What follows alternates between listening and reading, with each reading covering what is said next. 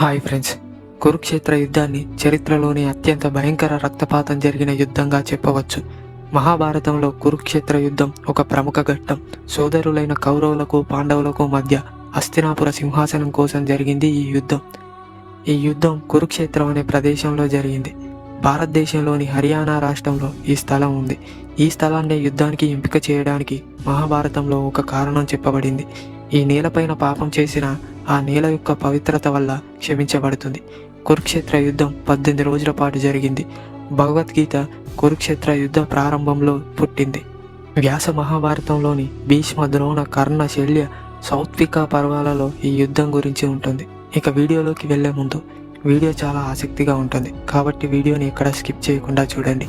Video నచ్చితే like చేసి ఇలాంటి మరిన్ని వీడియోస్ కోసం మన ఛానల్ని సబ్స్క్రైబ్ చేసుకోండి. ఇంకా మనం వీడియోలోకి వెళ్ళిపోదాం. పాండవులు కౌరవులు అన్నదమ్ముల బిడ్డలు అయిన వారి మధ్య గొడవలకు కారణం కౌరవుల్లో పెద్దవాడైన దుర్యోధనుడి ఈర్ష, రాజ్యాకాంక్ష. జూదం ద్వారా పాండవుల రాజ్యాన్ని గెలుచుకున్నాడు దుర్యోధనుడు. శకుని సహాయంతో ఆటలో మోసపూరితంగా గెలిచి సోదరులైన పాండవులను 13 ఏళ్ల పాటు అరణ్యవాసానికి పంపాడు. అరణ్యవాసం తరువాత దుర్యోధనుడు పాండవుల రాజ్యాన్ని వారికి తిరిగి ఇవ్వడానికి ఒప్పుకోకపోవడం ఈ యుద్ధానికి దారితీసింది. తమ కుటుంబంలోని పెద్దవాడైన భీష్ముడు, ధృతరాష్ట్రుడు, ద్రోణుడు మొదలైన వారికి యుద్ధం గురించిన సమాచారాన్ని అందించి ఒక శాంతియుత ఒప్పందం ద్వారా యుద్ధాన్ని నివారించడంలో సహాయపడమని బలరాముడు పాండవులకు సలహా ఇచ్చాడు. శాంతియుత పరిష్కారం కోసం రెండు పక్షాల మధ్య 4 రాయబారాలు జరిగాయి. అవి మొదట పాండవుల తరపున ద్రుపద పురోహితుడు కౌరవుల వద్దకు రాయబారిగా వెళ్ళాడు. రాయబారం విఫలమైంది. ఇక రెండోసారి ధృతరాష్ట్రుని తరపున కౌరవుల రాయబారిగా సంజయుడు పాండవుల వద్దకు రాయబారిగా వెళ్ళాడు. రెండోసారి కూడా విఫలమైంది. మూడోసారి పాండవుల తరపున శ్రీకృష్ణుడు రాయబారిగా వెళ్ళాడు. ఇది మహాభారత యుద్ధానికి దారితీసిన నిర్ణయాత్మకమైన రాయబారం. కొంత భూమి కూడా పాండవులకు ఇచ్చేది లేదని దుర్యోధనుడు తేల్చి చెప్పడంతో రాయబారం విఫలమయ్యింది. యుద్ధం అనివార్యమైంది. 4వసారి శకుని కుమారుడు పులోకుడు సన్నాహాలు అన్ని పూర్తి చేసి యుద్ధం మొదలయ్యే కొన్ని క్షణాల ముందు ఈ ప్రయత్నం జరిగింది. నిజానికి ఇది శాంతి రాయబారం కాక పాండవులను కించపరిచేలా దుర్యోధనుడు జరిపిన ప్రయత్నం మాత్రమే. కృష్ణ రాయబారం శాంతి ప్రయత్నంలో ప్రధానమైనది.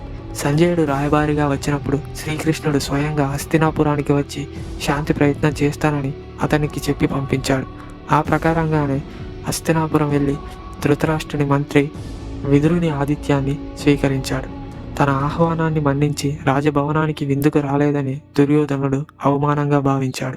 ఎలా అయినా సరే శాంతి ప్రయత్నాలన్నీ తిప్పికొట్టాలని శ్రీకృష్ణుడిని బంధించాలని పథకం వేశాడు. కురుసభలో శ్రీకృష్ణుడు చెప్పిన శాంతి మాటలు ఏవి కూడా చెవిన పట్టలేదు. పాండవులు చెప్పమన్నట్లే కనీసం 5 ఊళ్ళైనా ఇవ్వమని చెప్పాడు. 5 ఊళ్ళు కాదు కదా, తూది కొనంత భూమి కూడా ఇవ్వనని దుర్యోధనుడు తేల్చి చెప్పాడు. పైగా శ్రీకృష్ణుని బంధించమని సైనికులకు ఆజ్ఞాపించాడు. అతని అజ్ఞానానికి శ్రీకృష్ణుడు చిన్నగా నవ్వుకుని ఆ సైనికులందరికీ కంటి చూపు లేకుండా చేసి తన విశ్వరూపాన్ని చూపించాడు. ఆ విశ్వరూపాన్ని సభలో ఉన్న భీష్ముడు, ద్రోణుడు మాత్రమే చూడగలిగారు.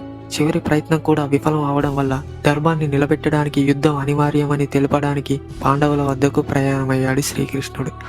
శ్రీకృష్ణుని వద్ద చాలా శక్తివంతమైన పెద్ద సైన్యం ఉంది. అంతేకాక శ్రీకృష్ణుడే చాలా గొప్ప యోధుడు. కావున ఆయన సహాయం కొరకై దుర్యోధనుడు, అర్జునుడు ద్వారకా నగరానికి వెళ్ళారు. ముందుగా దుర్యోధనుడు వస్తాడు, కానీ అప్పటికే శ్రీకృష్ణుడు నిద్రపోతాడు. గర్విష్ఠి అయిన దుర్యోధనుడు కృష్ణుడి తల దగ్గర ఉన్న ఆసనంపై కూర్చొని శ్రీకృష్ణుడు నిద్ర లేవడం కోసం వేచి చూస్తుంటాడు. తర్వాత అర్జునుడు వస్తాడు. శ్రీకృష్ణుడి పట్ల భయభక్తులు కలిగిన అర్జునుడు ఆయన పాదాల వద్ద కూర్చుని ఎదురు చూస్తూ ఉంటాడు. శ్రీకృష్ణుడు నిద్ర లేవగానే అర్జునుడు కనిపిస్తాడు. అప్పుడు కృష్ణుడు అర్జునుడిని పలకరించి విషయం అడుగుతాడు.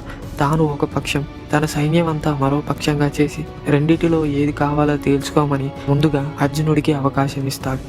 అర్జునుడు ఎక్కడ అశేష సైన్యాన్ని కోరుకుంటాడో అని భయపడిన దుర్యోధనుడు అర్జునుడు శ్రీకృష్ణుడిని తన పక్షంగా రమ్మని కోరుకోవడంతో ఊపిరి పీల్చుకుంటాడు. అర్జునుడిని మూర్ఖుడిగా భావిస్తారు. ఇక ఇద్దరు సంతృప్తిగా తిరిగి వెళ్తారు. శ్రీకృష్ణుడు అర్జునుడి రథసారథిగా ఉంటాడు. దీనివల్లనే శ్రీకృష్ణుడికి పార్థసారథి అనే పేరు వచ్చింది.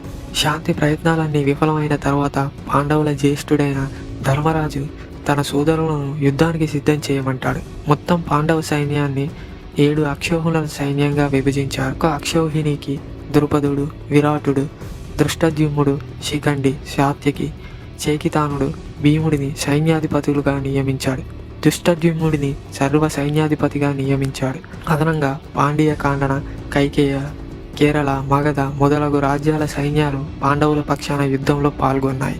కౌరవుల పక్షంలో దుర్యోధనుడు సర్వ సైన్యాధిపతిగా ఉండమని భీష్ముడిని అభ్యర్థిస్తాడు. భీష్ముడు తాను యుద్ధం చేస్తాను కానీ తాను పాండవులకు హాని చేయడం గాని, తన గురువైన పరశురాముడిని అవమానించిన కర్ణుడు తాను ఉన్నంత వరకు సైన్యంలోకి తీసుకోవడం జరగదని షరతులతో అంగీకరిస్తాడు. దుర్యోధనుడు షరతులను అంగీకరించి భీష్ముడిని సర్వ సైన్యాధిపతిగా చేస్తాడు. కౌరవ సేన 11 అక్షోహిణుల సేనతో ద్రోణుడు, అతని కుమారుడైన అశ్వత్థామ, జయద్రథుడు, కృపాచార్యుడు, కృతవర్మ, శైల్యుడు, సుదీక్షుడు, భూరిక్షుడు, బ్లక్లైకుడు, శకుని మొదలగు మహావీరులు పాల్గొన్నారు. వీరిలో కొందరు ధృతరాష్ట్రుని మీద విశ్వాసంతో, కొందరు హస్తినాపురం మీద విశ్వాసంతోనూ కౌరవులకు సహాయపడతారు. మధ్యస్థులు విదర్భరాజు రుక్మి, అతని రాజ్యం బలరాముడు ఈ యుద్ధం చేయకుండా మధ్యస్థులుగా ఉన్నారు. పాండవ సైన్యం మొత్తం 7 అక్షోహిణులు అయితే కౌరవ సైన్యం 11 అక్షోహిణులు, మొత్తం 18 అక్షోహిణుల సైన్యం. 21,870 రథబలాలు, 21,870 గజబలాలు, 65,610 అశ్వబలాలు మరియు 1,09,350 కాలుబలాలు కలిపితే ఒక అక్షోహిణి అవుతుంది. ఈ విధంగా 2 సైన్యాలలో బలాలు అన్నీ కలిపితే 30,94,000 మంది అవుతారు.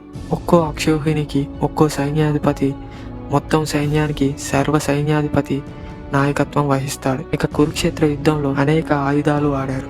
భీష్మ, ద్రోణ, కర్ణ, అభిమన్యులు మొదలగు వీరులు ధనుర్బాణాలు, భీమ, దుర్యోధనులు గదలు, ధర్మరాజు, శల్యుడు శూలాలను ఉపయోగించారు.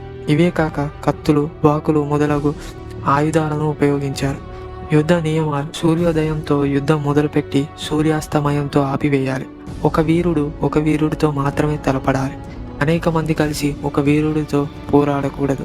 రతికులతో, అశ్వీకులతో, గజబలాలతో మాత్రమే యుద్ధం చేయాలి. యుద్ధ వాయిద్యాలు రోగించే వారిని చంపకూడదు. మాటల యుద్ధం కోరే వారిపై శస్త్రాలు సంధించరాదు. అలసిన వారిని, గాయపడిన వారిని, పారిపోతున్న వారిని, యుద్ధంలో పాల్గొనని వారిని, జంతువులను చంపరాదు. శరణు వేడిన వారిని వధింపరాదు. అయితే శరణార్థులు యుద్ధ ఖైదీగా, బానిసగా ఉంటారు. యుద్ధ నియమాలను తూచా తప్పకుండా పాటించాలి. అయితే ఇంచుమించు యుద్ధ నియమాలను ఇరుపక్షాలు ఒక్కసారి అయినా ఉల్లంఘించాయి. యుద్ధానికి మొదటి రోజు కౌరవ సేన పశ్చిమానికి ముఖంగా సర్వముఖ వ్యూహాలలో నిలబడ్డారు. పాండవ సేన తూర్పు ముఖంగా వజ్ర వ్యూహంగా నిలబడ్డారు. పాండవ సేన కౌరవ సేన కంటే చిన్నది కావడం వలన సైనికుల్లో ప్రతి ఒక్కరూ వీలైనంత ఎక్కువ శత్రు సైన్యాలను ఎదుర్కొనేలా వారి వ్యూహాన్ని రచించారు. 2 సైన్యాలు నిలబడి ఉండగా ఎదురుగా ఉన్న కౌరవుల సైన్యంలోని తాత భీష్ముడు, గురు ద్రోణుడు మొదలైన వారిని చూశాడు అర్జునుడు. అంతేకాదు 100 మంది సోదరులతో సహా బంధుగణం మొత్తాన్ని, అశ్వత్థామ వంటి మిత్రులను కూడా శత్రు సైన్యంలో గమనించి దుఃఖంతో కుంగిపోయాడు. దిక్కుతోచక అర్జునుడు మార్గదర్శనం కోసం శ్రీకృష్ణుడిని వేడుకున్నాడు. శ్రీకృష్ణుడు అర్జునుడి నిరాశను పోగొట్టి కర్తవ్యాన్ని బోధించి సర్వముఖుడిని చేస్తాడు. శ్రీకృష్ణుడి ఈ యొక్క బోధనలే భగవద్గీతగా రూపొందాయి. ఈ యుద్ధం ధర్మానికి అధర్మానికి జరుగుతున్న పోరాటంగా వివరిస్తూ ధర్మ స్థాపన కోసం అధర్మ పక్షం వహించిన ఎవరినైనా సంహరించవలసిందే అని, అది అర్జునుడి కర్తవ్యం అని శ్రీకృష్ణుడు బోధించాడు. ధర్మ స్థాపన కోసం ప్రతి యుగంలో తాను అవతరిస్తానని బోధించి కృష్ణుడు తన విశ్వరూపాన్ని అర్జునుడికి చూపించాడు. యుద్ధం మొదటి రోజు శ్రీకృష్ణుడు అర్జునుడికి తన విశ్వరూపాన్ని చూపించి గీతోపదేశం చేశాడు. భీష్ముడు విజృంభించి యుద్ధం చేశాడు. అభిమన్యుడు, అర్జునుడు మాత్రమే భీష్ముడిని ముందు కొంత నిలబడగలిగారు. ధర్మరాజు నిరాశతో మునిగిపోయాడు. యుద్ధంలో ఆఖరి విజయం తనదే అని ఓదార్చాడు. 2వ రోజు అర్జునుడు భీష్ముడిని తీవ్రంగా బాధించాడు. భీముడు విజృంభించి కళింగ సేనను చిత్తుగా చేశాడు. అభిమన్యుడి దాటికి తట్టుకోవడం భీష్మ ద్రోణుల వల్ల కూడా కాలేదు. 3వ రోజు భీష్ముడి దాటిలో క్రోధుడైన అర్జునుడు చెలరేగి కౌరవ సేనను నిప్పులతో దహించాడు. 4వ రోజు అభిమన్యుడు, భీముడు విజృంభించారు. కొంతమంది కౌరవ సోదరులను భీముడిచే వధింపబడ్డారు. ఘటోత్కచుడి మాయా యుద్ధంతో కౌరవ సైన్యం చెల్లాచెదురయింది. 5వ రోజు పాండవ పక్షాన అభిమన్యుడు, అర్జునుడు చెలరేగిపోయారు. కౌరవ పక్షంలో భీష్ముడు, భూరిశ్రవుడు విజృంభించారు. విజయం ఎటువైపు కాకుండా పోయింది. భూరిశ్రవసే సాత్యకి కొడుకులు 10 మంది మరణించారు. అర్జునుడు 25,000 మంది రతికులను హతమార్చాడు. 6వ రోజు భీముడు, పాండవుల కొడుకులు 5గురు కౌరవులను ముప్పు తిప్పులు పెట్టారు. ద్రౌపదుడు ద్రోణుడు తలపడ్డారు. నకులుడు కుమారుడు శతనీకుడు అద్భుతంగా యుద్ధం చేశాడు. 7వ రోజు కౌరవులలో భీష్ముడు, పాండవులలో భీమార్జునులు అద్భుతంగా యుద్ధం చేశారు. ధర్మరాజు దాటికి శృతాయు పారిపోయాడు. శృతవర్మ అర్జునుడిని ఢీకొన్నాడు. 8వ రోజు భీముడిచే 12 మంది కౌరవ సోదరులు మరణించారు. కీలామంతుడు అలంబరుడిచే మరణించాడు. 9వ రోజు భీష్ముడి ప్రతాపాన్ని తట్టుకోవడం ఎవరికీ సాధ్యం కాలేదు. అర్జునుడు తేజోహీనుడయ్యాడు. ఇక లాభం లేదని శ్రీకృష్ణుడే స్వయంగా చక్రధారి అయి భీష్ముడిపైకి లంఘించాడు.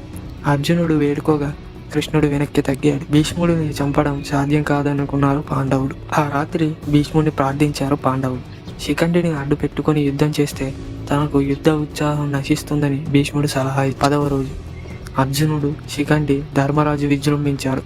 శిఖండి ఎదురుపడినప్పుడల్లా భీష్ముడు వేరే వైపు వెళ్ళసాగాడు. ధర్మరాజు పరాక్రమానికి ద్రోణుడు నిలవలేకపోయాడు. అర్జునుడి శరం పరంపరకు భీష్ముడు కూలిపోయాడు. అంపసేనపై విశ్రమించాడు. 11వ రోజు సైన్యాధిపతిగా ద్రోణుడున్నాడు. కర్ణుడు మొదటిసారి యుద్ధ రంగంలోకి ప్రవేశించాడు. ద్రోణుడు ధర్మరాజును పట్టుకోబోయే సమయంలో అర్జునుడు అడ్డుపడ్డాడు. మరుసటి రోజు అర్జునుడిని యుద్ధ రంగం నుండి దూరం తీసుకువెళ్లాలని త్రిగర్తల దేశాధీశుడు సుశర్మతో కలిసి పన్నాగం పన్నాడు. 12వ రోజు సంశక్తులను ఓడించి శ్రీకృష్ణ అర్జునులు యుద్ధానికి తిరిగి వచ్చారు. భగదత్తుడి వైష్ణవాస్త్రం శ్రీకృష్ణుడి వల్ల వ్యర్థమయ్యింది. అర్జునుడు భగదత్తుని వధించాడు. కర్ణార్జునులు మొదటిసారి యుద్ధం చేశారు. మరుసటి నాడు అర్జునుడిని మరింత దూరంగా తీసుకువెళ్లాలని తిరిగి రానివ్వమని సంశక్తులు మాటిచ్చారు. 13వ రోజు ద్రోణాచార్యుడు పద్మవ్యూహాన్ని పన్నాడు. ఆ పద్మవ్యూహాన్ని ఛేదించి అభిమన్యుడు కాలాగ్నిలా చెలరేగిపోయాడు. కర్ణుడు పారిపోయాడు. మిగిలిన పాండవులను జయద్రథుడు వ్యూహ ద్వారంలో ఆపివేశాడు. ఇక ఒంటరివాడైన అభిమన్యుడు 7 సార్లు తనని చుట్టుముట్టిన వారిని మట్టి కల్పించాడు. 8వసారి అభిమన్యుణ్ణి అన్ని వైపుల నుండి చుట్టుముట్టి వెనుక నుండి విల్లు విరిచి అతన్ని చంపివేశారు. మరునాడు సూర్యాస్త సమయంలోపు సైంధవుణ్ణి చంపుతానని అర్జునుడు ప్రతిజ్ఞ చేశాడు. ద్రోణుని వ్యూహరచన సైంధవుణ్ణి రక్షించడం కోసం చేయబడింది. అయినా కూడా అర్జునుడు అందరినీ జయించి తృతిలో వ్యూహాన్ని ఛేదించి లోపలికి వెళ్ళాడు. శృతాయుధుడు, కృతవర్మలు, వింధ్యాను విందులు అర్జునుడిచే మరణించారు. ఘటోత్కచుడు హాలాహలముడిని వధించాడు. దుర్మశనుడు, దుర్మధుడు, శత్రంజయుడు వంటి వారు భీముడిచే మరణించారు. శాత్యకి భూరిశ్రవుణ్ణి చంపివేశారు. చివరికి అర్జునుడు సైంధవుణ్ణి వధించి ప్రతిజ్ఞ నెరవేర్చుకున్నాడు. రాత్రి సమయంలో జరిగిన యుద్ధంలో ఘటోత్కచుడు చెలరేగిపోయాడు. కర్ణుడు అర్జునుడిని వధించడానికి దాచుకున్న శక్తి అనే అస్త్రాన్ని ప్రయోగించి ఘటోత్కచుడిని చంపివేస్తాడు. 15వ రోజు ద్రోణ అర్జునులు యుద్ధంలో ఎవరూ ఓడలేదు. ఆఖరికి అశ్వత్థామ అను ఏనుగు మరణించినట్లు ప్రకటించగా ద్రోణుడు అస్త్ర సన్యాసం చేస్తాడు. దుష్టద్యుమ్నుడు ద్రోణుని శిరస్సును ఖండిస్తాడు. దుఃఖం, బాధ, కోపాలతో రెచ్చిపోయిన అశ్వత్థామ పాండవులపై విరుచుకుపడతాడు. అశ్వత్థామ దివ్యాస్త్రాలు శ్రీకృష్ణ అర్జునుల శక్తియుక్తుల వల్ల విఫలమయ్యాయి. వేదవ్యాసుడు అర్జునుడికి పరమేశ్వరుడి మహిమలను వివరించాడు. 16వ రోజు అశ్వత్థామ సూచన మేరకు కర్ణుడిని సర్వ సైన్యాధిపత్యుడిగా నియమించాడు. ప్రవింధ్యుడు చిసేనుడిచే చంపబడ్డాడు. కర్ణుడు నకులుడితో, అర్జునుడు సుశర్మతో, భీముడు క్షీణాదుక్కుడిని వధించాడు. ధర్మరాజు దుర్యోధనుడిని మోచింపజేశాడు. అర్జునుడు, కర్ణుడు ఎదుటి పక్షాలను ధ్వంసం చేస్తున్నారు. మరుసటి నాడు దిగులుగా ఉన్న దుర్యోధనుడికి పాండవులను అంతం చేస్తా అని మాట ఇచ్చాడు కర్ణుడు. 17వ రోజు దుర్యోధనుని మాట ప్రకారం కర్ణుడికి సారథ్యం చేయడానికి శల్యుడు ఒప్పుకుంటాడు. కర్ణుడి పుత్రులు చెలరేగి పాండవ సైన్యాన్ని ధ్వంసం చేశారు. కర్ణుడు ధర్మరాజును పట్టుకుని అవమానించి వదిలివేస్తాడు. భీముడు దుశ్శాసుడిని వధించి దుశ్శాసుడిని రొమ్ము చీల్చి రక్తాన్ని త్రాగుతాడు. ఇక కర్ణార్జునుల యుద్ధం మొదలైంది. కర్ణుడు సర్పముఖ అస్త్రం విఫలమయ్యింది. కర్ణుడి రథం భూమిలో దిగబడిపోయినప్పుడు అర్జునుడు అంజలిక అనే దివ్యాస్త్రాన్ని ప్రయోగించి కర్ణుని వధిస్తాడు. దుర్యోధనుడి కోరిక మేరకు శల్యుడు కౌరవ సర్వ సైన్యాధిపతిగా ఉంటాడు. భీముడు, అర్జునుడు మిగిలిన కౌరవ సేనలను మట్టుపెట్టసాగారు. యుధిష్ఠిరుడిచే శల్యుడు మరణించాడు. సహదేవుడు గాంధార సైన్యాన్ని ఊచకోత కోశాడు. శకునుని కూడా చంపివేశాడు. అశ్వత్థామ, కృతవర్మ, కృపుడు పారిపోయారు. ఇక దుర్యోధనుడు ఒక మడుగులో దాక్కున్నారు. ధర్మరాజు వచ్చి మాట్లాడిన అసభ్యకర మాటలతో దుర్యోధనుడు భీముడితో గదా యుద్ధానికి సిద్ధమయ్యాడు. ఇక భీముడు దుర్యోధనుని తొడలను విరగ్గొట్టి అలాగే ఉంచి అక్కడి నుండి వెళ్లిపోయాడు. తరువాత అర్జునుడు, కపికేతం దివ్యాస్త్రాలు మాయమయ్యాయి. రథం భస్మమైపోయింది. అశ్వత్థామ దుర్యోధనుడిని కలిసి పాండవులను చంపివేస్తానని మాట ఇచ్చాడు. ఇచ్చిన మాట ప్రకారం ఉప పాండవులను చంపి శ్రీకృష్ణుడిచే శపించబడ్డాడు. తర్వాతి కథ సౌత్పిక పర్వంలో ఉన్నది. ఇది ఫ్రెండ్స్ 18 రోజుల కురుక్షేత్ర యుద్ధంలో జరిగిన సంఘటన. ఈ వీడియో మీకు ఎలా అనిపించిందో కామెంట్ చేయండి. ఈ వీడియో నచ్చితే